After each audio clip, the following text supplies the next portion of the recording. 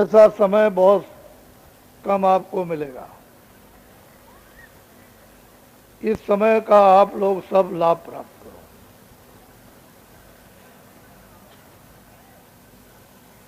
ये अनमोल मनुष्य शरीर, इसमें विशेष करके बुद्धि दी है। उस बुद्धि से पीछे का आपका और आगे का सोचो। कभी शंका मत करो। शंका से अपनी जीवात्मा का विनाश होता है। जिन जिन लोगों ने शंका की उनका विनाश हो गया। अर्जुन ने कृष्ण पर शंका की तो अर्जुन को नरक में जाना पड़ा। आपने तो कृष्ण भगवान को देखा नहीं, तो आपका क्या होगा? जिन्होंने कृष्ण भगवान को देखा, जो साथ में रहे, वो शंका करते रहे, अंतिम गत्वा नरक जाना पड़ा। तो आप लोग विचार करो, जब भगवान कृष्ण नहीं थे, राम नहीं थे, बौद्ध नहीं थे, महावीर नहीं थे, तो भगवान तो पहले भी था। जब ये सब लोग आए अपने अपने समय में, तभी भगवान था। जब ये सब के सब अपना अपना काम करके चले गए, अभी भगवान है। तो शंका क्यों करते हो? शंका से अपना पतन होता। इसी शंकाओं ने तो मानव के चरित्र को खत्म कर दिया। पता नहीं प्यार कहां चला गया, सत्य किधर गया, न्याय किधर गया, दया कहां चली गई। शंका करने से मानो पशु हो गया। ऐसा शंका मत करो। जो भी महात्मा जब कभी भी आए हैं, उन्होंने कोई ऐसा काम नहीं किया जिससे आपकी कोई हानि हो। वो वही काम करते हैं जो सारी मानव आत्माओं का लाभ हो। तो आप लोग शंका करते हो। आपने अभी अपने देश की धार्मिक, द्वापर की, त्रेता की, सतयुग की किताबें नहीं पढ़ी है। माता के 101 बच्चे। तो आप ये समझना चाहिए कि जिसको 101 बच्चे, उसकी उम्र तो लंबी होगी। कोई मतलब है कि 100 बरस की, या मतलब है 200 बरस की लंबी उम्र होगी, तब तो 101 ये जानना तो चाहिए। तो वो बच्चे 101 एक ही काम करेंगे। कोई झाड़ू लगाएगा, कोई खेती का काम करेगा, कोई बढ़ई का काम करेगा, कोई धोबी का काम करेगा, तो कोई नाई का काम करेगा, कोई मास्टर बन जाएगा। वो तो सेवा है। माँ के एक ही बच्चे, अलग अलग सेवा हो रही है। सब में परस्पर प्रेम, प्यार, मोहब्बत। फिर जब कुछ समय के बाद जब आप कामों में उलझ गए, तो काम की जातियां बना ली। 2 ही जाति थी, एक सवर्ण थे, एक अवर्ण थे। अवर्ण कहते हैं सब अज्ञानी। जो अज्ञानी है वो अवर्ण है, जो ज्ञानी है वो सवर्ण है। उन अवर्ण को सवर्ण ज्ञान देते थे। परिवार का ज्ञान, समाज का ज्ञान, राजनीति ज्ञान, धर्मनीति ज्ञान। जब वो ज्ञान प्राप्त कर लेते थे तो वो सब सवर्ण हो जाते थे। फिर उनके बच्चे जो पैदा हुए सब अवर्ण। फिर उन्होंने उनको ज्ञान दिया, और जब ज्ञान उनको प्राप्त हो गया तो वो सब सवर्ण। फिर वो पैदा हुए तो सवर्ण और अवर्ण क्यों झगड़ा करते हैं? जाति आती कुछ नहीं, सवर्ण और अवर्ण, ज्ञान और अज्ञान। और ज्ञानी अगर अज्ञानी हो जाए तो अज्ञानी है ही, तो दोनों में तूफान मच जाएगा। क्या मिनट लगेंगे? जब महाभारत हुआ उसके बाद यदुवंशी जब गए तो कितना समय लगा? 56 करोड़ यदुवंशी तुरंत। क्या देर लगी उसको? इतिहास को तो तुम पढ़ो कम से कम। तो ज्ञान अज्ञान, इसी को जानने की जरूरत थी कि क्या ज्ञान है क्या ज्ञान। ज्ञानी अज्ञान को दूर करते थे तो हम लोग सब परस्पर परिवार में, समाज में मोहब्बत प्यार से, मान सम्मान से, एक दूसरे की इज्जत, सेवा, दया, मेहनत, सब लोग एक दूसरे के काम आते थे। कोई तकलीफ नहीं थी। क्यों बीमारी होगी जब बुरा काम नहीं होगा? क्यों गरीबी होगी जब बुरा काम नहीं होगा? तो आप शंका में पड़ जाते। शंका मत करो। विष्णु भगवान के 1000 नाम, या ऐसे कहो कि किताबें झूठी है? उन्हीं किताबों में लिखा है जिसमें 1000 नाम, उसी में लिखा है कि भगवान के अनंतों नाम। तो आप शंका क्यों करते? सब लोग प्रेम से बोलो, जय गुरुदेव, जय गुरुदेव। जय गुरुदेव नाम किसका? जय गुरुदेव नाम किसका? जय गुरुदेव नाम किसका? जब प्रभु के अनेकों नाम है तो नाम जगाया जाता है। जब सिद्ध किया जाएगा तो नाम जीवों के लिए लाभकारी होगा। जब तक जगाया और सिद्ध नहीं किया जाएगा तब तक नाम लाभ नहीं करेगा। अपनी अपनी जगह पर नाम तो सही है और अपने अपने वक्त के ठीक है, लेकिन अब नाम जगाए। नाम सतयुग में, नाम त्रेता में, नाम द्वापर में, नाम कलयुग। जिन जिन लोगों ने जगाया वो मानव आत्माओं का उन्होंने लाभ दिया। नहीं जगाया तो कोई नाम लाभ नहीं होगा। तो आप तो अब एक प्रार्थना कर लो, अभी टाइम है। पहले मैं बोलूंगा, सब लोग एक साथ बोलना। आगे पीछे बच्चे बच्चियां नहीं बोलेंगी। पहले मैं बोलूंगा, उसके बाद सब एक साथ बोलना। कोई आगे पीछे बोले तो मिला लेना आवाज को, एक साथ बोलना। सतगुरु सतनाम तुमको लाखों प्रणाम।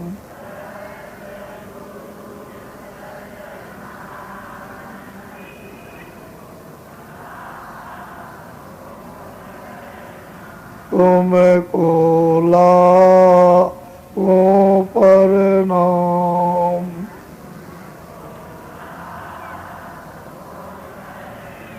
कोटिन सूरज चांद सितारे,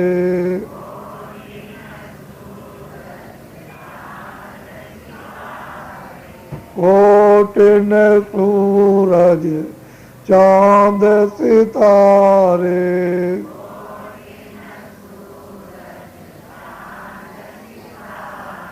रोम रोम में करे उजारे,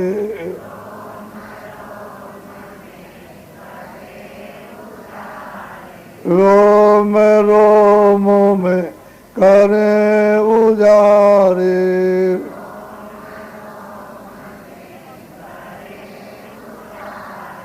सतपुरुष करता तुमको लाखों प्रणाम।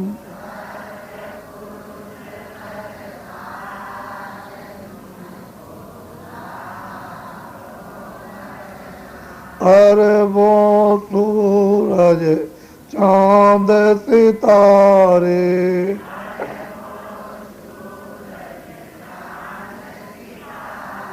अरबों सूरज चांद सितारे,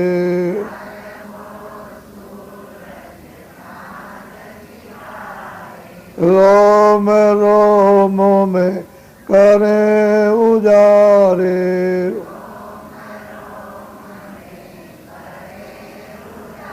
रोम रोम में करे उजारे,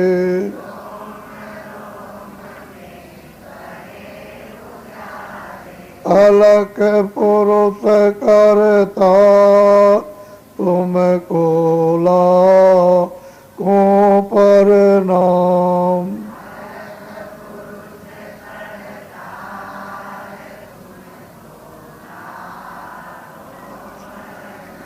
खरबों सूरज चांद सितारे,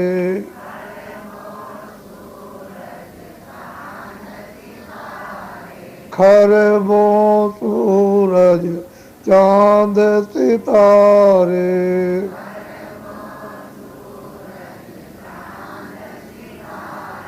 रोम रोम में करे उजारे,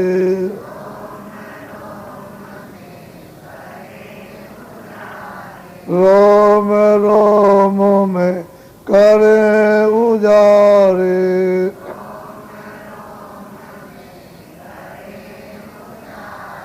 अगम पुरुष करता तुमको लाखों प्रणाम।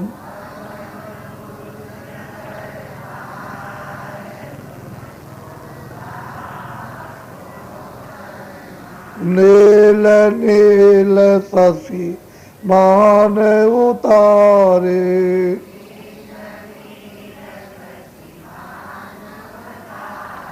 नील नील शशि मान उतारे,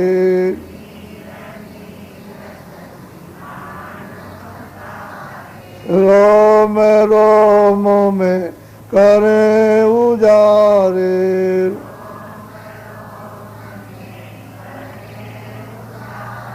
रोम रोम में करे उजारे,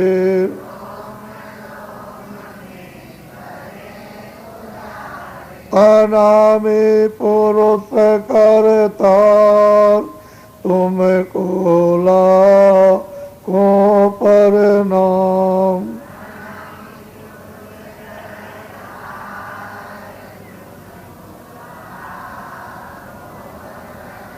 अनामी पुरुष करता तुमको लाखों प्रणाम।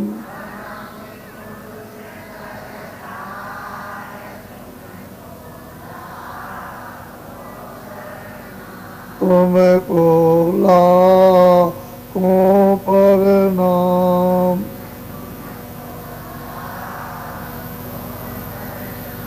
तुमको लाखों प्रणाम।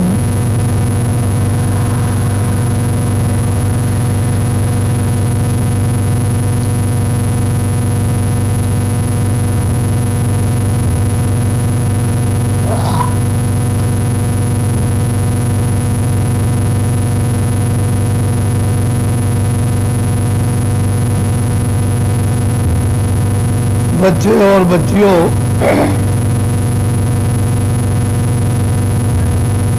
बहुत ही ध्यान से अपनी बुद्धि पर जोर देकर के सुने। ये जिस देश में आप रह रहे हो, ये आपका है। परदेश में आप बस्ती बसा रहे हो, धोखा हो जाए। आपकी सब मेहनत व्यर्थ, एक भी मेहनत आपके काम नहीं है। ये अनमोल मनुष्य शरीर थोड़े दिन के लिए उसने आपको दिया। ये उसकी बेशकीमती दी हुई धरोहर उसने पाक साफ, निर्मल और पवित्र दिया है। और उसने ये कहा कि कितने सतयुग, त्रेता, द्वापर, कलयुग बीत गए, अनेकों जन्मों युगों के पुण्य, सेवा तपस्या का फल, ये जो जमा हो गया है, अब की मैं तुमको ये अनमोल मनुष्य शरीर देता हूं। तुमको इस मनुष्य शरीर में ऊंचे स्थान पर, हाईएस्ट स्टेज पर मैं जीवात्मा को बैठाए देता हूं। अब की बार मेरे दिए हुए मकान के द्वारा तुम अपनी जीवात्मा को जगा लेना और इसको वापस घर में, अपने देश में, अपने घर में, अपने पिता के पास पहुंचा। मैं तुमको ये किराए पर, ये बेशकीमती जिसमें यानी अनमोल मकान मनुष्य शरीर तुमको देता हूं, ये आपको किराए पर मिला है। अब आप यहां बस्ती बसा रहे हो तो आपकी मेहनत और धोखा हो जाएगा। तुमने इतनी मेहनत की है, काश्तकारों ने, दुकानदारों ने, दफ्तर वालों ने, हर मनुष्य ने, हर इंसान ने इतनी मेहनत की है, उसने जी तोड़कर कि हमको सुख मिल जाए, हमको शांति मिल जाए, हमको आराम मिल जाए, हमको आनंद मिल जाए, हमको मकान के द्वारा, हमको सामान के द्वारा, हमको खाने के द्वारा, हमको देखने के द्वारा, हमको सुनने के द्वारा, हमको बोलने के द्वारा मिल जाए। सोने चांदी इकट्ठा करने पर, राजपाट मिलने पर, ये वो मिलने पर, आपने जो मेहनत की है वो बहुत शरीर से कठिन मेहनत की, पर आपने कभी ये सोचा है कि मिला क्या आपको? दुख, तकलीफ, पीड़ा, दर्द, अशांति, झगड़ा, झूठ, छल, कपट, फरेब, बेईमानी, चोरी, हिंसा, कुदृष्टि, ये आपको ये चीजें मिली। इससे आपका जनजीवन परिवार में, समाज में, देश में अस्त व्यस्त और अशांत हो गया। तो ऐसा मालूम होता है कि आपकी मेहनत बेकार थी। जिस लक्ष्य और उद्देश्य के लिए जो आपने मेहनत की थी वो तो कुछ नहीं मिला। ऐसा क्यों हुआ कि आपने किसी फकीर, किसी महान आत्मा जानकार से ये पूछ करके अगर मेहनत की होती, खेती की, दुकान की, दफ्तर की, और आपने मतलब यह है मजदूरी की, तो आपकी मेहनत सफल हो जाती। तो आपको शारीरिक, मानसिक, परिवार की, बच्चों की, ये आपको शांति, सुख, आराम और क्षणिक आनंद मिल जाता, वो सब चला गया आपका। तो आपको कोई मिला नहीं, आपने किसी से पूछा नहीं। पहले लोग पूछ करके मेहनत करते थे। तो मैं ये बताना चाहता हूँ आपको कि ये जो कुछ दिखाई दे रहा, दोनों आंखों से देख रहे हो, कान से सुन रहे हो, बुद्धि से विचार कर रहे हो, मन इनमें अपना संकल्प विकल्प कर रहा, चित्त निश्चय अनिश्चय, ये क्या है? ये छाया है। और ये क्या है जो देख रहे हो? ये पंच भौतिक है, छाया, यानी 5 तत्वों का ये शरीर है, ये भी छाया। इसमें कौन बैठा हुआ है? वो जीवात्मा और रूह, उसका नूर यानी भगवान का चेतन अंश इसमें बंद है। तो इसलिए इसको कहते हैं जड़ चेतन, जड़ और चेतन। और ये क्या है? ये छाया जड़, जड़ है। ये अमोलक मनुष्य शरीर जो आपको उसने थोड़े ही समय के लिए दिया है। तुम सारे विश्व का हीरा, सोना, चांदी थाली में लेकर के ऐसे आरती करो कि ये मैं तुम पे चढ़ा देता हूं, इसको खड़ा कर दो। तो ये हीरे जवाहरात इसको खड़ा नहीं कर सकते हैं। ये अनमोल मनुष्य शरीर जो आपको किराए पर मिला, ये अमोलक है, बेशकीमती है। उसने धरोहर दी है कि तुम मेरे पवित्र हैं। इस मतलब यह है कि मकान से तुम जल्दी अपनी जीवात्मा को जगा के और उसको पहुंचा के अपना काम पूरा करो, ख़त्म करो, और मैं अपने मकान को वापस ले लूं, लेकिन साफ सुथरा देना, गंदा मत देना। तो आप लोगों ने उसके मकान को गंदा कर दिया। कूड़ा कचरा, झूठ, छल, कपट, पाप, निर्दयता, हिंसा, ये आपने घर में, बच्चों में, जानवरों में, इसमें उसमें साफ करके और दुर्गंध मार रहा। तो बताओ आप किससे आप भगवान की याद करोगे? क्योंकि मन भी गंदा, बुद्धि भी गंदी, चित्त भी गंदा, और अंतःकरण भी गंदा, जीवात्मा भी गंदी, आंख भी गंदी, कान भी गंदे, जबान भी ये सब आपका रोम रोम गंदा। तो ये बताओ ये क्या है? किराए का मकान। ये जड़ है, छाया। तो आप किसकी पूजा करते हो? किससे? मन से, बुद्धि से, और फिर उसके बाद में चित्त से, हाथ से, पैर से, आंख से, कान से, जबान से। तो ये क्या है? जड़।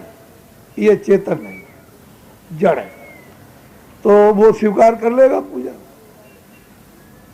ये जो इबादत करते हो तो ये वो कबूल करेगा? ना इबादत कबूल करेगा और ना आपकी पूजा स्वीकार करेगा, ना वो प्रार्थना, ना पाठ। ये इसके अंदर जो जीवात्मा, जो चेतन, जो भगवान का अंश यानी खुदा का नूर यानी रूह जो इसमें बंद है, उसका अगर भेद आप जान लो तो वो चेतन है। तो चेतन जीवात्मा, चेतन रूह, वो चेतन परमात्मा खुदा का वो पूजा और भजन कर सकते, तब कबूल हो जाएगा, तब कबूल होगा, स्वीकार हो जाएगा आपका। तो आपने जीवात्मा से तो पूजा और भजन किया नहीं, आपने रूह से तो इबादत की नहीं, आपने छाया से की, तो ये तो उधर जाएगी नहीं, ये तो जड़ है। और वो जीवात्मा चेतन, उसका आपको, रूह का आपको कोई इल्म और कोई आपको ज्ञान नहीं। तो अब ये बताओ, मेहनत तो आपकी समझ, आपको मालूम है कि कितने युगों के बाद ये दिया गया, और फिर इसको आप नष्ट किए देते हो। तो आप इसमें कि मेरा, कहता मेरा, वो कहता है मकान मेरा, ये बगीचा मेरा, ये मेरा, और ये सब गांव मेरा, और ये घर का सामान मेरा, और ये जमीन मेरी। दूसरा कहता है तुम्हारा नहीं, मेरा है। और कोई आ गया, उनका देखो लठ है, ये मेरा। तो उसमें काम, क्रोध, लोभ, मोह, अहंकार, ये कौन है? भूत, शैतान, ये चांडाल है, ये घर में घुस जाएंगे, उसके उसके उसके। तो ये बुद्धि को पागल कर देंगे। तो जब बुद्धि को पागल रहेंगे, छोटों बड़ों का, घर में बच्चों का, माँ का, पिता का, आपको क्या ज्ञान रहेगा? कुछ नहीं, कुछ नहीं ज्ञान रहेगा। इसी बीच में आपका समय पूरा होगा। मालिक बुलाएगा अपने सिपाहियों को, चलो सिपाहियों जल्दी से लो ये वारंट, जाओ वो लल्लू सिंह, वो लखन सिंह, वो श्याम देवी, वो नूरजहां, वो मतलब यह है कि जहांगीर, वो उनका वक्त समय पूरा हो गया, ये वारंट ले जाओ और मकान जल्दी खाली करा लो। तो जैसे ही उनकी आवाज़ सुनेंगे, बात इतनी तेज और डरावनी आवाज़, खतरनाक, कि बस सुनते ही रोम रोम एकदम कब्बायमान, आंखें अंधी और कान बहरे और जबान बंद और बुद्धि पागल। बस बेड से जमीन पर गिर जाओगे। क्या देर लगेगी? बैठे हो, खड़े हो, चल रहे, कुछ नहीं, फट गिरोगे और एकदम से सीधा आकर के दबा लेंगे। कह लगे देखो ये मालिक का हुक्म हो गया, मकान अभी खाली कर दो। उनको क्या तैयार है?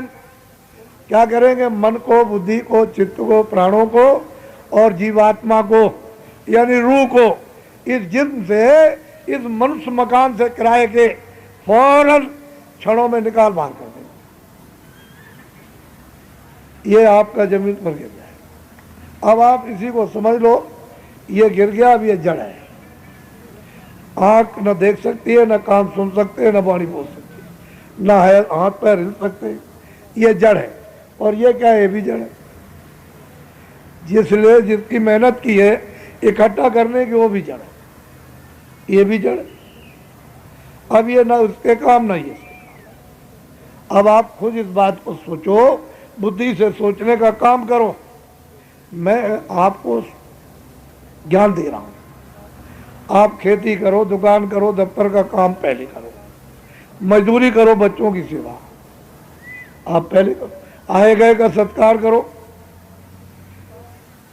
जो कुछ भी ले आओ, खाना खाओ, कपड़े पहनो, अच्छे से अच्छे हो दबाओ, और इस शरीर को निरोगी रखो। समझ लो उसको अच्छी तरह से। इसलिए निरोगी रखो कि इसमें जीवात्मा बैठी उसे जगाना। अगर रोगग्रस्त हो जाएगी तो आप जीवात्मा को जगा नहीं सकते, तो उसको जगाना है। कोई खाना मना नहीं कर रहे, खेती दुकान दफ्तर का काम कोई मना नहीं, बाल बच्चों की सेवा मना नहीं। इतना आपको जानना है कि ये जो मेहनत करके जमा किया ये इसके लिए, ये इस किराए के मकान मनुष्य शरीर के लिए जो अनमोल है इसके लिए। ये सामान जीवात्मा के जरा सा भी जर्रे भर भी काम में नहीं आएगा। तो ये बताओ कि ये तो ये पड़ा ये, और नफरत हो गई बाल बच्चों को सबको, तो कपड़ा डाल दिया और फौरन ले चले उठा करके, तो उधर हिंदुओं ने जला दिया, मुसलमानों ने गाड़ दिया। बस ये आपकी मंजिल है। अब आपको ये सोचने की जरूरत है कि ये बताओ जीवात्मा के लिए क्या किया। अरे भाई वो निकाल दी गई, उसके लिए आपने क्या किया? वो तो आप कम से कम सब लोगों को सोचना चाहिए कि ये तो आपने जो किया था वो इसके लिए, तो ये पड़ा ये पड़ा, इसको फूक ताप करके इसका नाम निशान खत्म कर दिया। इसमें से जर्रे भर कण मात्र सुई की नोक भी आपके साथ नहीं गया, न इसमें से कोई मदद। तो आपको दो अधिकार दिए, एक अच्छे काम करने का, एक बुरे काम करने। बुरा से बुरा काम करो, अच्छा से, उसकी तरफ से कोई रोक टोक नहीं। जो भी तुम अच्छे बुरे काम करोगे सब उसके यहाँ लिखे जाने, और जब ये समय आएगा तो फौरन यानी सेकंड भी निकाल कर और उधर ले जा करके आपको खड़ा कर देगा। वो मजिस्ट्रेट है, वो पूछेगा कि जमीन पर, इस धरती पर यानी कितने गुनाह किए और कितने नेक काम किए, कितने पाप कर्म किए, कितने पुण्य किए, तो आपकी फाइल पूरी नक्शा। तो आपने 50 वर्ष में, 60 वर्ष में, 70 वर्ष में जो कुछ भी आपने किया है, नाक काटे, कान काटे, आदमी के, जानवर के, पशु के, चोरी की है, झूठ बोला, धोखा दिया, बेईमानी की है, डकैती डाली, पूजा की है, इबादत किया है, भूखे को दिया है, किसी बीमार को दवा दी, वो सब वहाँ लिखा। अच्छा बुरा। लेकिन एक बात यह है कि कपड़ा को धो डालो या धोबी धो दे और तारकोल में बोर दो तो उसका तो अस्तित्व खत्म हो जाए। तो जब आप पुण्य करोगे और ऊपर से पाप उस पर लादोगे तो पुण्य का अस्तित्व और उसका असर खत्म हो गया। तो आपका तो पुण्य कुछ रह नहीं गया, सब खत्म हो गया, वही पुण्य पाप में परिणत हो गया। तो उधर में वो हिसाब कर देगा 1 मिनट, 2 मिनट नहीं लगते। चलो सिपाहियों, इसने जमीन पर रह करके इसको बताया गया था ये अच्छा और ये बुरा, इसको आज़ादी अधिकार दिया था, तो इसने महात्मा की, रामायण की, गीता की, कुरान की, पुराण की, बाइबिल की, वेदों की एक बात को नहीं माना इसने। चलो इसको ले जाओ उस नाम वाले नरक में। तो नरक अनेक है, 1-2 नरक तो है नहीं। पहले तो ये 4 खाने, 84 लच्छियोनियाँ, अनेक नरक। जाओ 75 लाख बरस तक तो इसको काटो और 1 करोड़ बरस तक इसको जलाओ। तो आपके तो कितने सज्जुग और त्रेता और द्वापर कलयुग बीत जाएंगे, ये मनुष्य तो बच्चा मिलने वाला है थप। फिर वो किसको क्या कहते हैं, फरिश्ते, जमदूत, वो तो आपने देखे नहीं, कितनी कुटाई और पिटाई, इतनी सख्त सजा देते हैं। तो ये तो 2 दिन की चांदनी, फिर अंधेरी रात। तो खेती करो, घर बार नहीं छोड़ो, पहले खेती, दुकान, दफ्तर का काम कैसे करो, ईमानदारी, मेहनत। अब समझ लो, जो अभी तक किया है वो तो किया, उसकी माफी करा लो। ईमानदारी, मेहनत घर में, पति और पत्नी में, पिता पुत्र में, भाइयों भाइयों में, दफ्तर में, दुकान में और खेती में। मान लो ईमानदारी, मेहनत, तुम मेहनत करते हो तो उसका मुनाफा ले लो। एक मन में 20 रुपए लेना, तो निश्चित निर्धारित कर दो कि मुझे एक मन में, यानी मतलब यह है कि 20 रुपए लेना है, मुझे खराब नहीं देना, अपनी मेहनत की मजदूरी ले। 20 रुपए मुनाफा का बाल बच्चों के लिए यानी सेवा के लिए, आप, ये ईमानदारी आपकी। लेकिन आपने खराब मिला दिया और 50 ले लिए, ये बेईमानी। तो कहते हैं खेती करो, दुकान करो, दफ्तर का काम आओ, ईमानदारी, मेहनत से शाम को बचो। कौन मना करता है? कोई आपको फकीर बनाने आया? मैं तो कोई दरबार छोड़ाने थोड़ी आया। मैं तो ये बताने आया हूँ तुमको रहना कैसे, तो सेवा करो आए गए कैसे। फिर जब आपके पास कोई काम नहीं, तो जब चारपाई पे सोने जाओ तो सोने के पहले पंद्रह समय दे दो इस मनस्मृति मंदिर में अपनी चेतन जीवात्मा से 15 मिनट उस चेतन भगवान का। मुसलमान में अपनी नूरानी उस रूह से, उस मतलब यह है कि सच्चे खुदा की। बोली क्या बात, सीधा काम करो, थोड़ा क्यों करते हो? कलयुग में तो आसान सहज है, सुलभ है, लेकिन तुम सज्जुग और त्रेता द्वापर का साधन करो, कलयुग मिलेगा क्यों? कलयुग का साधन तो जल्दी से मनुष्य मंदिर में जीवात्मा जाग जाए और अपना रास्ता पकड़। ये तो एक रास्ते से आई और एक रास्ते से तुमने यहाँ तूफान मचा, इसको काटो, उसको मारो, उसको लूटो, उसको जलाओ, दुकान जला दो, काट तक।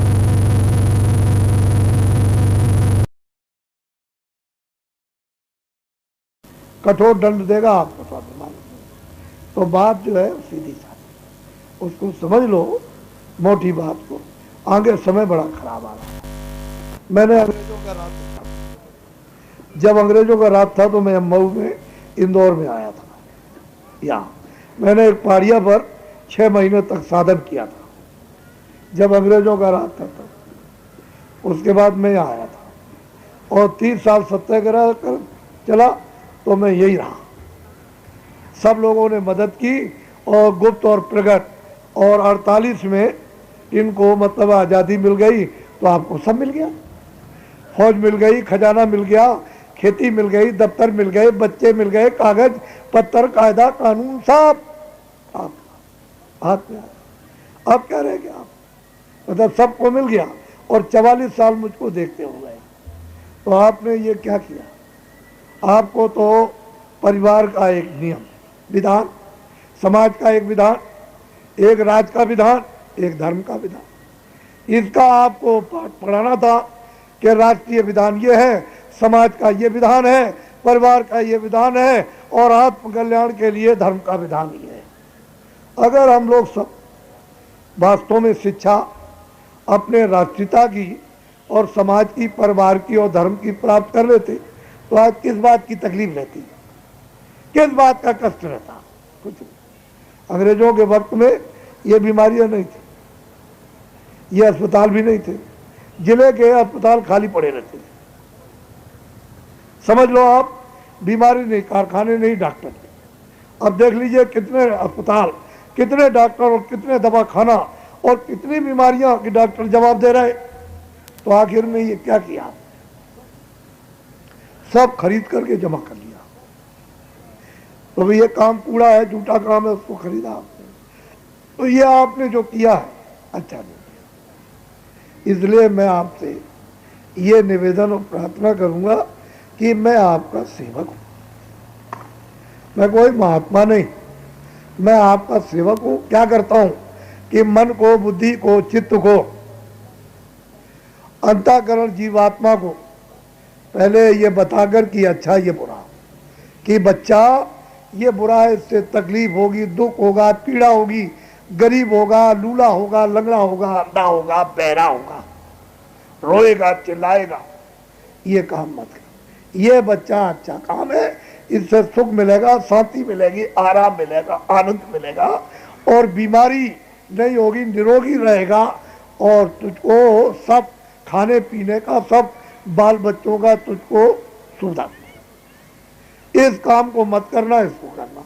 तो आप माना कुछ, हमको महात्मा की जरूरत नहीं, हमको कृष्ण की जरूरत नहीं, हमको राम की जरूरत नहीं, हम तो सबको काटेंगे, सबको लूटेंगे और सबकी चोरी करेंगे और सबको खुदिस्ती से देखेंगे। तो बताइए फिर आपने जब भर लिया तो अभी आपने तकलीफ देखी है? अभी आज की 3 तारीख है, कोई तकलीफ नहीं। सूखा, अकाल, भूखमरी, लड़ाई झगड़ा, मारपीट और महामारी और भूकंप है और महंगाई और टैक्स और ये लड़ाई, कोलाहल और कोहराम, ब्राह्मण, छत्री छत्री, वैद वैद, छोटे बड़े, पढ़े लिखे, अनपढ़, गरीब, ये आपने अभी क्या देखा?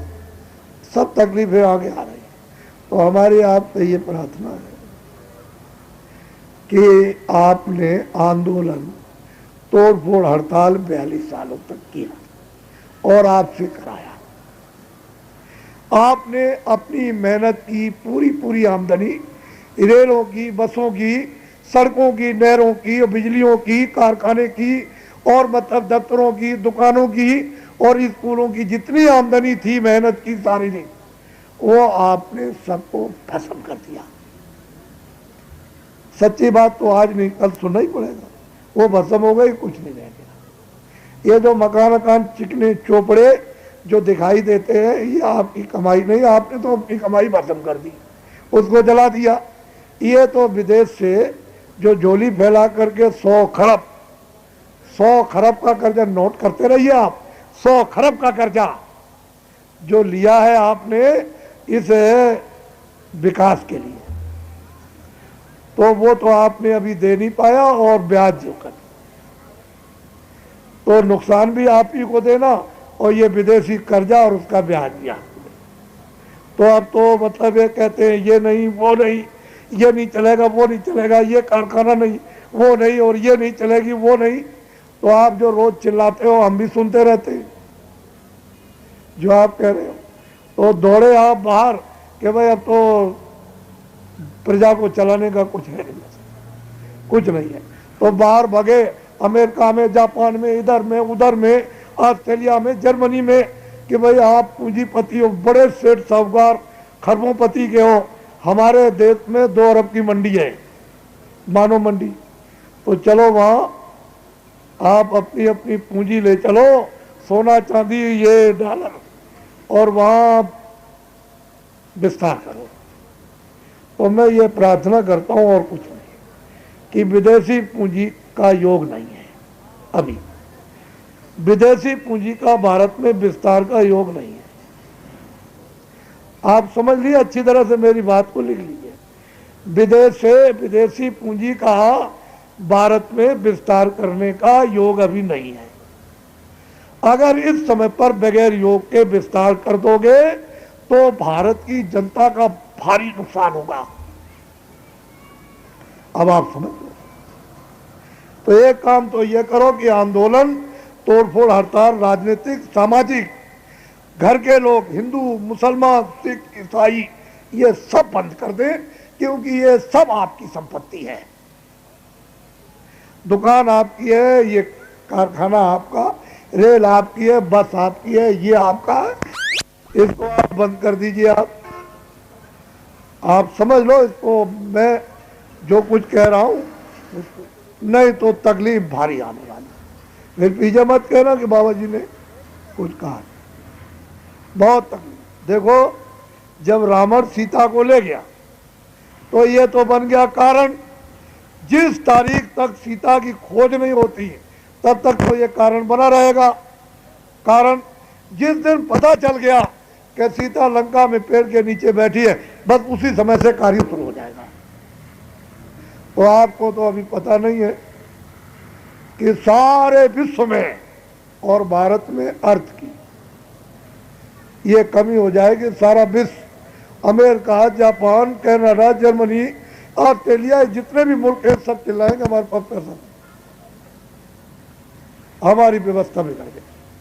तो आप ये समझो, जब इसकी कमी होगी तो कोई बात है, नेचर है, कुदरत है, प्रकृति है, कोई बात तो है, कोई चमत्कार तो होने वाला, करिश्मा कुछ ना कुछ तो होगा ही। ऐसा तो नहीं है कि ऐसे हो जाए।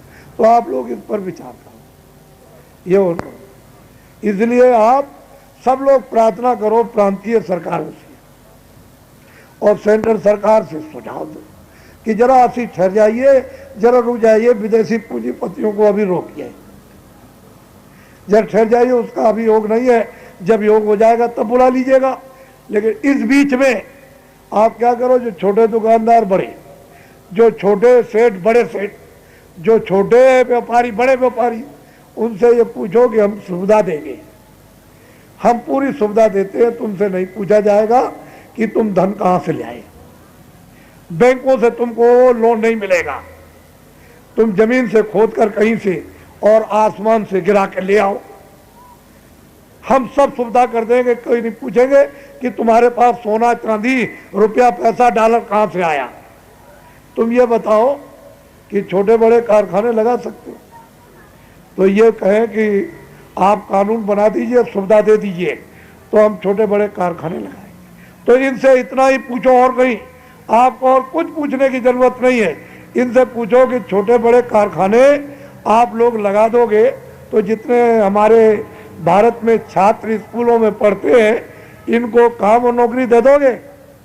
बस अगर ये कहते हैं कि हम सब छात्रों को एक तरफ से काम और नौकरी दे देंगे, कोई छात्र घूमता हुआ नजर नहीं आएगा, तो तुरंत कानून बना दीजिए जिससे कि भारत की जनशक्ति का उपयोग हो जाए। ये छोटी बात नहीं बता रहा हूं आपको, समझ लीजिए आप इस जनशक्ति का। विदेशी अगर यहाँ आ गए और पूंजी का विस्तार उन्होंने यहाँ किया तो इनको छात्रों को कुछ मिलने वाला नहीं है। ये छात्रों, जो एक जिले में 100 कारखानों में 80 बंद है, वही काम छोड़कर घर पर बैठे हुए छात्रों, तुमको मिलने वाला क्या है? ये तौर तरीका काम और नौकरी का नहीं। तुम नहीं जानते हो, जब वो सेटल हो जाएंगे, जब स्थापित हो जाएंगे विदेशी अपनी पूंजी का भारत में विस्तार करके, भारत का आदमी बहुत लालची, लोभी, ये बड़ी बड़ी पोस्ट के वो पूंजीपति विदेशी वहां इनको एक सेकंड में इनको खरीद लेंगे, कायदा कानून उनका होगा और आप सब गुलाम हो जाओगे, फिर गुलाम।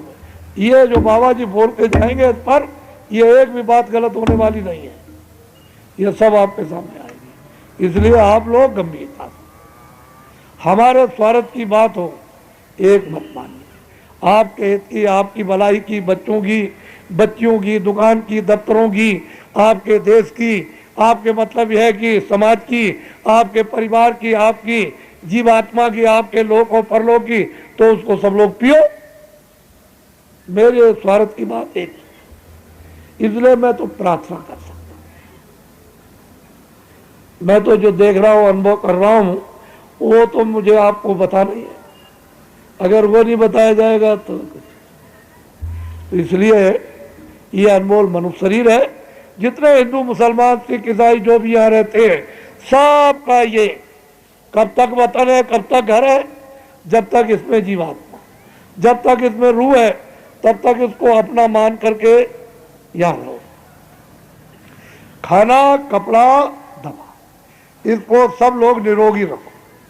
और सब हिंदू मुसलमान सिख ईसाई अपने अपने तौर तरीके से, जब तक फकीर महात्मा नहीं मिलते हैं तब तक तुम मंदिर में, देवस्थान में या मस्जिद में या गुरुद्वारे में या चर्च में जो तुम करते हो उसको भजन, पूजन, इबादत, प्रार्थना, पाठ।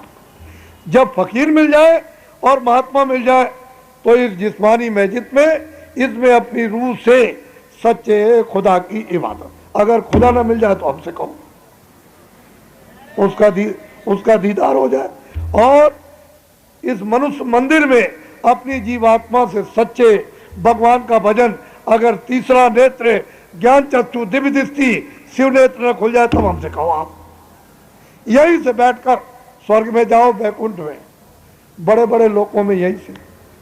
तो वैसे ही रह गए, न तुम जानते हो महात्मा किसको कहते हैं, कुछ नहीं मालूम, बस ऐसे ही भरम गए, संदेह पैदा हो गया, बस कुछ जीवन खराब कर दिया। अब मतलब है क्या है, क्या दिन रहोगे? समय तो आपका सब, जो कुछ भी करना है वो सब जमानी में जिस तरह से खेती, दुकान, दफ्तर का काम करते हो, बच्चों की सेवा, उसी के अंतर्गत तुम अपनी जीवात्मा को जगा के मरने के पहले भगवान को प्राप्त करो। और कहोगे कि नहीं बुढ़ापे में या बचपन में नहीं, क्या तुम 5 साल 2 साल में क्या करना? बुढ़ापे में कुछ नहीं हो सकता है, तो थक जाएगा, दर्द करेगा, दिखाई नहीं देगा, ये दर्द हो रहा है, वहां क्या कर सकते? जवानी में जिन लोगों ने भी प्राप्त किया है उन्होंने सबने जवानी में प्राप्त किया, बुढ़ापे में जवान। तो इसलिए मैं आपको अमोलक चीज दूंगा, इसलिए मैं आपके शहर में आया हूं, तो आप अमोलक चीज लो। पैसे से, सोने चांदी हीरे से नहीं मिलती। तुम ऐसा समझो हमारे पास रखा है, चलो किसी को दे देंगे, खरीद लेंगे।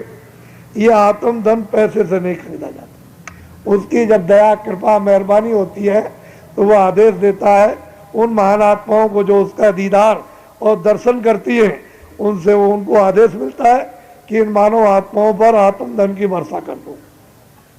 तब ये चीज अमोलक मिलती है। ऐसे कहा तो आप क्या करो, शाकाहारी हो जाओ। सब हिंदू, मुसलमान, सिख, ईसाई शाकाहारी। शाकाहारी, अशुद्ध आहार मत करो। अनाज, सब्जी, फल, दूध, घी तुम 100 बार खाओ। बाबा जी तुमसे मना करे तब कहना। 100 कपड़े रोज पैरों बदलो, अच्छे मकान में रहो। तुम अरब खरब रखो, एक भी फेंकने की जरूरत नहीं है। लेकिन ये तो समझो कि ये कब तक, जब तक इसमें जीवात, जैसे जीवात्मा निकालिए कुछ नहीं। अरे राजा, चक्रवर्ती राजा छोड़ के चले गए, तुमने ये नहीं समझा अभी तक। और तुम्हारे घर में रोज घटना अड़ोस में पड़ोस में होती है, उसको कुछ लेके जा रहा। पहले समझो वो क्या करता है। पहचान यहाँ रखो, सुनना यहाँ रखो, बोलना यहाँ रखो और समझना यहाँ रखो। सब यहाँ उतार के अंग्रेजी, हिंदी, उर्दू, संस्कृत सब यहाँ रख दो। चलो नंगे, बस मारो धक्का जोर से नगर। और उधर से आए, कोई पहचान लेके आए थे, कोई हिंदी, उर्दू, अंग्रेजी लेकर आए थे, कोई सुनना और कोई बोलना समझना कुछ। तुमने ये भी ज्ञान नहीं कर पाया इतने दिन में, और बस इसमें मतलब ये अज्ञान में डूब करके तूफान मचा डाला, मिला कुछ नहीं। तो इसलिए अमोलक चीज लो, शाकाहारी हो जाओ। और बीड़ी, तम्बाकू, हुक्का पी लो। मैंने तो कभी पिया नहीं, मुझे तो मालूम नहीं। लेकिन जो बच्चे 16 साल 20 साल के बीड़ी, तम्बाकू, हुक्का नहीं पीते, बच्चों कभी मत पीना। ये बहुत खराब चीज है। जो पीते हो पी लो, आप पी लो। ऐसा कोई भी हिंदू, मुसलमान, सिख, ईसाई ऐसा नशा कोई मत करो जिससे आपकी बुद्धि पागल हो जाए। चले जा रहे हो, खंबा खड़ा, सीधा मस्तक लगा तो ये फट गया, मर गए। गड्ढा में चले गए, पैर नीचे गिरे, टांग टूट गई। फिर तुमने माँ को, बाप को और अड़ोस में पड़ोस में सबको गाली गलौज किया। ऐसे नशे इन 2 चीजों का ध्यान रखो। बाकी तो आपको मैंने कुछ कहा, साधु कभी बनना नहीं, घर बार कभी छोड़ना नहीं, खेती दुकान कभी छोड़ना नहीं, दफ्तर कभी छोड़ना नहीं, इसी में रहो, कपड़े पहनो, खाना खाओ। बस 23 घंटे तो इसके लिए मेहनत करो और 1 घंटे जीवात्मा के लिए। इतना ही तो आप क्या, और इतना भी नहीं कर सकते हो तो सीधे जाने वाले 4 खानों में, 84 लच्छियों में, नरकों में, फिर वहां कोई बचाने वाला है ही नहीं। तो अभी चेत जाओ, नहीं तो आगे भाग तुम्हारा प्यारी, जो नहीं चेतो जोन रही, आगे गड्ढे में जाने वाले। इसलिए अमोलक चीज देना चाहिए जल्दी। जो भगवान का नाम बोलूंगा, सब लोग एक साथ एक आवाज में शुद्ध उच्चारण, आप इसको ले लो, ये मुफ्त में मिल रही है, समझ लो आप। तो जो भगवान का बड़ी मेहनत करते हैं वो सीधे हैं, सच्चे हैं, और ये विद्या का बोध उनको बहुत जल्दी होगा। मैंने ये काम किया और बहुत काम अभी करके आया हूं, छोटा मोटा काम करके नहीं आया। ये विद्या अब उनको समझ में आई कि ये तो वास्तव में हमारी सनातन विद्या थी, ये तो हमारा असली धन था, और जो हमको लोगों ने बताया नहीं। तो ये है कि इनको बोरे वाले को पकड़ किया है, इसमें कोई छुआछूत नहीं। जब भजन करना नहीं कहोगे, हमको मौका नहीं मिलता है, तो टट्टी तो जाओगे, तो दोनों काम कर लेना, फिर चले आना, चलो हो जाएगा। चलो इसमें भी तुम्हारा भला हो जाए, किसी तरह से तो भला होना चाहिए। लेकिन अब कुछ नहीं करना चाहो, तब तो फिर यह है कि फिर तो क्या कोई करेगा। ये मानव शरीर जानवरों की तरह से इसको खाते हो, सो जाते हो, तुमने जीवात्मा के बारे में कुछ सोच ही नहीं पाया। तो ऐसे तो जानवर भी अपने बच्चों को प्यार करते हैं और पैदा कर देते हैं। तो ऐसा नहीं, ये टाट वाले, बोरे वाले, इनको दायित्व है। कोई पुराना नामदानी है, उसको भी जिम्मेदारी, उसको भी पकड़ लेना कि हमने नामदान ले लिया, हमको आप विधि विधान से सुमरन और ध्यान और भजन, ये तीनों चीजें, ताकि हम धीरे से पका लें। जब वो याद हो जाए ठीक से और आप सुमरन करने लगे और भजन करने लगे ध्यान, तो फिर मतलब है 15 दिन में 20 दिन में थोड़ा सा मिलते जुलते रहो, ताकि फिर आपको समझ में आ जाए। और जब आपका बनने लगेगा तो महीने में, फिर कभी 2 महीने में, कि भाई मैं गलती तो नहीं कर रहा हूँ, ठीक कर रहा हूँ क्या नहीं। तुम जो कुछ देखो उसको ना बताना, वो जो देखे सुने आपको नहीं बताएगा। मैं तो कभी न कभी मालिक की दया हो जाएगी तो मिल ही जाएंगे। असली बात यह है कि जब मैं आपको चाहता हूँ तो आप मुझे भी चाहिए, आप तभी तो काम बनेगा। मैं आपको चाहूँ, आप कहते हैं मैं आपको नहीं चाहूँगा, आप कहें मैं घर से बाहर चले जाओ। अरे भाई दोनों तरफ, हम आपको देखते हैं, हमारी तरफ देखो, हम आपको चाहते हैं हमारी। और किताबों में क्या लिखा हुआ कि महापुरुषों की खोज और तलाश करो, तब तो इधर संसार की तरफ से आपका ध्यान हट करके इधर लग जाएगा। तो फिर इधर जब लग जाएगा, असली चीज है ये तो गौड़ हो जाएगा। ये तो काम आप शरीर से कर लो थोड़ा सा, बाकी तो सब ये गौड़ असली काम आपका बन जाएगा। असली काम के लिए ध्यान हटाने के लिए किसी तरफ को तो आपको ले ही जाना है। तो इधर से हट जाए ध्यान, अंदर में लग जाए, और अंदर में असली चीज शक्ति ज्ञान आनंद है। आपको असली चीज मिले, अमृत मिले, प्रेम मिल जाए, तो खजाना भरा हुआ आपके अंदर में। तो तीनों चीजें अलग अलग हैं, सुमन अलग है, ध्यान अलग है, भजन अलग है। 5 नाम अलग है, 5 रूप अलग है, 5 स्थान अलग है, हर एक के बाजे अलग अलग। ये एक दूसरा नहीं, अलग अलग नाम है। ये मत कहना कि मतलब है वो अलग है, शक्ति अलग है, और लक्ष्मी और पार्वती और सावित्री अलग है, और 33 करोड़ देवता अलग, 9 करोड़ दुर्गा, 10 करोड़ शंभू अलग है। ऐसा नहीं कि एक ही में जोड़ दिया जाए, गलती का काम नहीं, उधर सब दिखाई देता। तुम थोड़ी सी निमित्त मात मतलब है कि मेहनत करो, इधर थोड़ी सी मेहनत करो और तुरंत मजदूरी ले लो। 10 मिनट मेहनत करो तुरंत मजदूरी, 5 मिनट मेहनत करो फौरन दरवाजे पर मजदूरी। वो तो जब मजदूरी मिलेगी तो फिर साफ हो जाए, लेकिन थोड़ा तो निमित्त मात कर रहे। बहुत सीधा लेट के बैठ के खेत में खलिहान में, कभी 2 मिनट, कभी 4 मिनट, कभी 5 मिनट, तुम ये समय मिला कर 1 घंटा, और 23 घंटे अपने शरीर के लिए। क्या बड़ी मुश्किल की बात है। बोलो जय गुरुदेव। देखो ये है किराए का मकान, इसका नाम है तुलसीदास। संगा मत करना, तुलसीदास। आश्रम है मथुरा में। कहाँ पर है आश्रम? सब लोग बोलो कहाँ पर है? मैं सारे हिंदुस्तान में जय गुरुदेव नाम का प्रचार करने वाला असली आदमी हूं।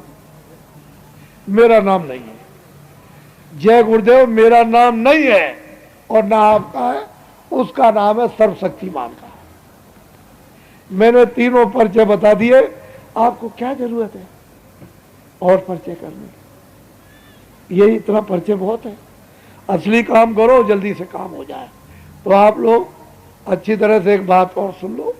दिल्ली से एक आदेश हो रहा है कि परिचय पत्र बनवा लो। अरे अपनी फोटो, स्त्री की अलग, पुरुष की अलग।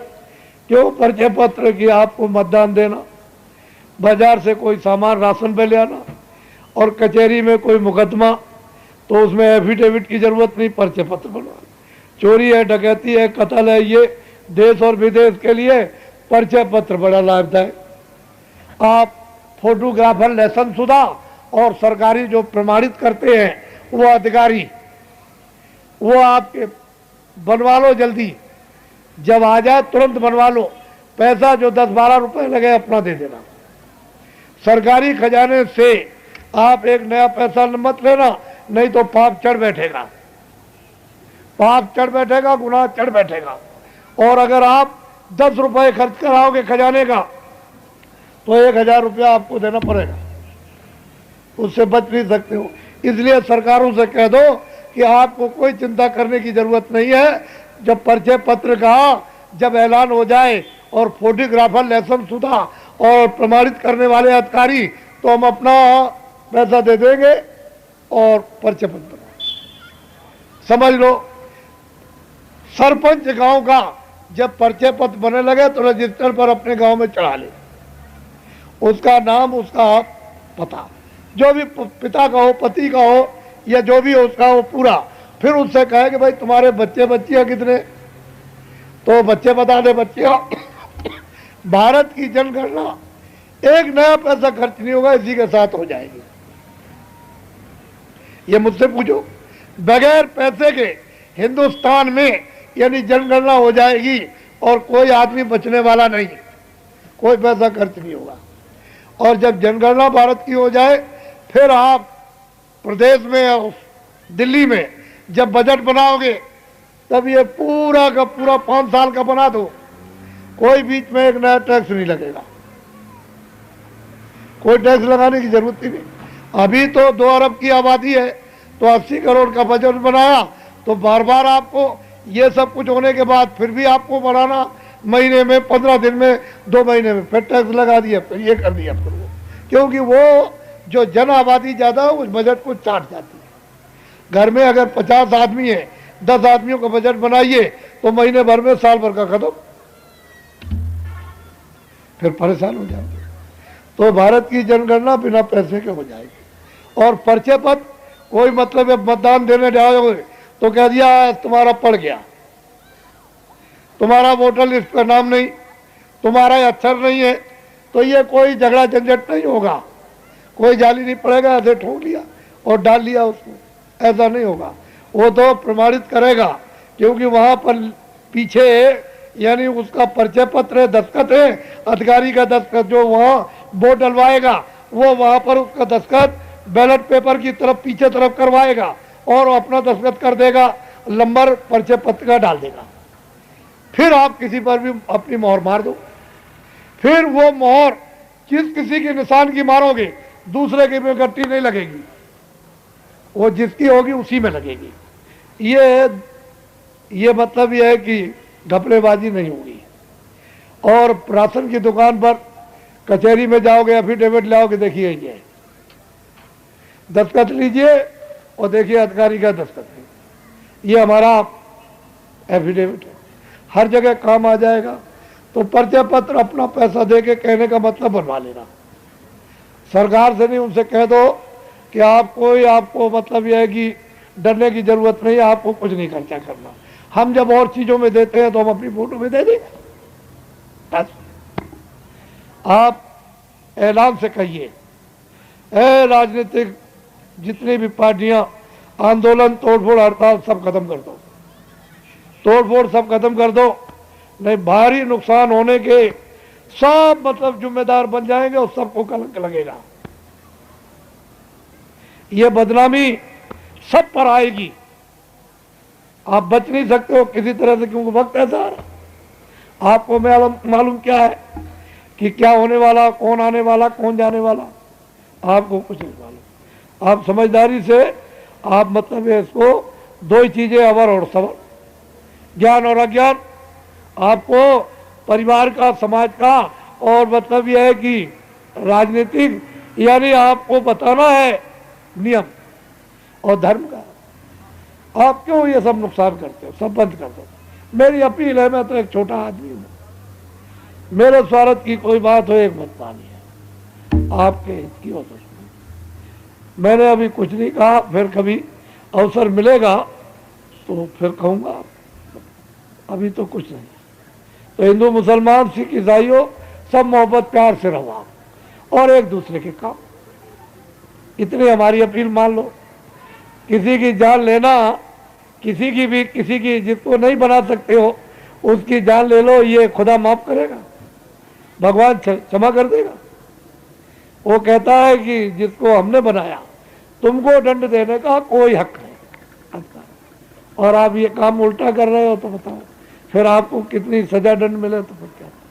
हमारा काम तो परिचय कराने का है, बता देना बेटा बच्चा इससे नुकसान होगा, ये लाभ होगा, अच्छे काम का अच्छा लाभ, बुरे काम का बुरा। अच्छा बोलो जय गुरुदेव। ठहर जाओ, आप लोग लेन में बैठ जाना। मेरे हाथ में क्या है ये तो आपको मालूम नहीं, ऐसे लेन में बैठ जाना, मैं मिल लूंगा सीधे। अभी उठता हूं, तत्काल बैठो और मैं आपसे मिल लूं। आप कहोगे कि मतलब यह है कि बाबा जी आए और चले गए, कुछ नहीं, तो आप बैठ जाओ लेन से, तो मैं आपसे मिल लूं। बोलो जय गुरुदेव। ठहरो, ये पर्चे लिख लेना, लिखा हुआ ले लेना, पर्चा लिख लेना, लिखा हुआ ले लो, जैसा आप सुविधा समझो। जल्दबाजी मत करो, मिनट 2 मिनट में क्या बिगड़ता। उधर मैं काम करूंगा, इधर फिर ये भी पर्चा भी लिखा लो, लिख लो, ले लो, और ये भी काम आपका, तो सब काम हो जाए एक साथ साथ। बोलो जय गुरुदेव।